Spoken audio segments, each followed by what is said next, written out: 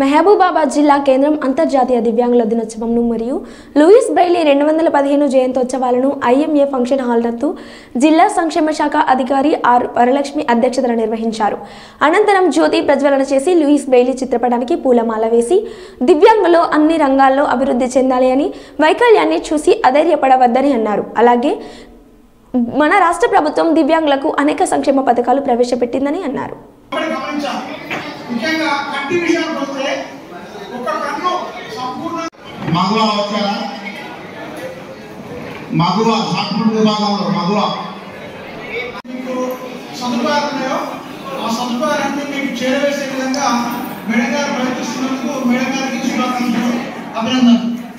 అలాగే మేము కూడా మా వంతుగా ఎక్కడ మీకు చేసే ఏ బాధ్యత అయినా మేము నిర్మోహమాటంగా నిష్పాక్షికంగా వివక్ష లేకుండా మీకు చేయడానికి మేము హామీ ఇస్తున్నాం.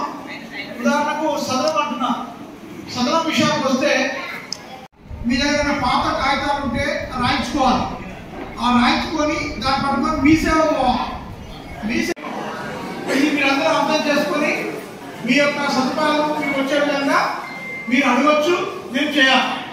ఈ విషయంలో ఎటువంటి ఇది మీరందరూ అర్థం చేసుకొని మీ యొక్క సదుపాయాలు మీకు వచ్చే విధంగా మీరు అడగచ్చు, మేము చేయాలి. ఈ విషయంలో ఎటువంటి